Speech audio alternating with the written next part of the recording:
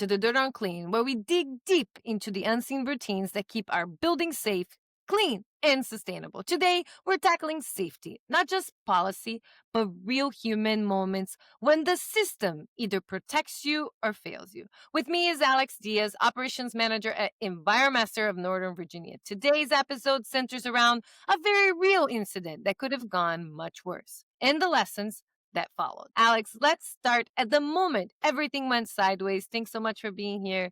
Take us there. So first of all, Thais, thank you for having me back here. It was supposed to be a routine training day. We were onboarding a new tech and I stepped out to grab a few chemicals from the back of the truck.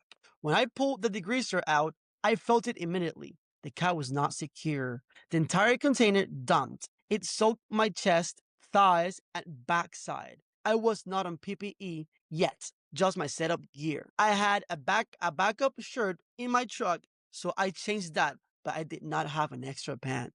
So I just kept working. It was until 2 hours later that the burning kicked in.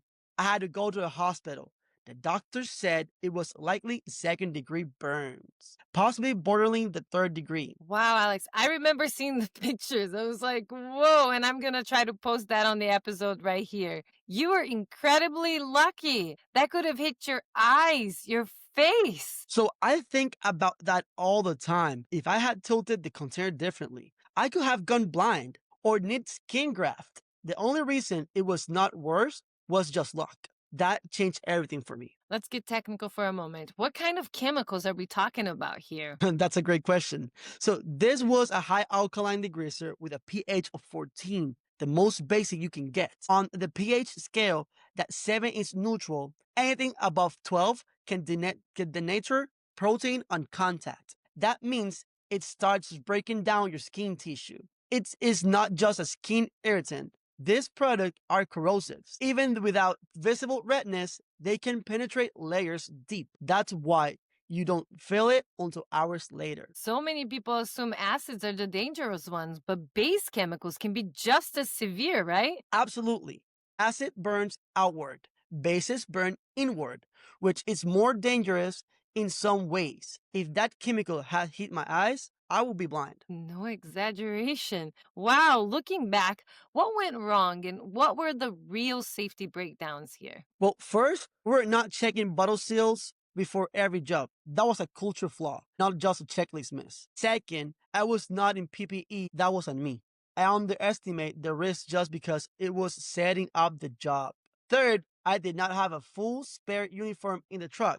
I had just a backup shirt, but no pants, no socks, no shoes. This is where policy meets behavior, right? The system has to protect people from their own habits. Exactly. We cannot count on people being perfect, so the system has to be perfect. So, what did you change after this happened, Alex? So we overhauled everything. Every truck now gets a full visual inspection of chemical containers before leaving the yard. A complete uniform backup, shirt, pants, socks, and closed-toe shoes. Also, a stock first aid kit, including irons, burn gel, and bandages. We also use this story in every new hire training, not to scare people, to show that even someone with years in the field can get hurt by something totally preventable. Personally, I hold myself to a higher standard now, and I expect the same from my team. That's great. What do most people misunderstand or overlook when it comes to chemical safety, Alex? So they underestimate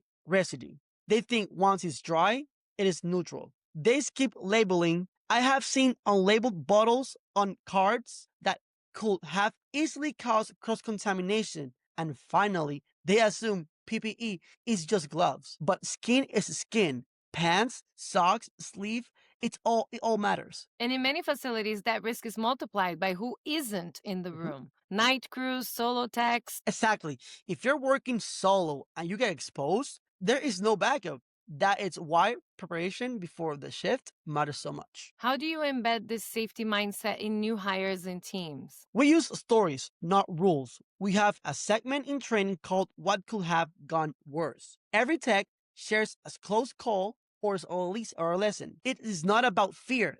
It is about making safety real. If they can imagine it happening to them, they're most likely to take it seriously. Yeah, and people really should want to go back to their homes, to their kids, right? You got a little one at home. I agree. Okay. But let's shift to the facility side. What advice would you give FMs or facilities managers who hire outside crews, Alex? Do not assume your vendor has it covered.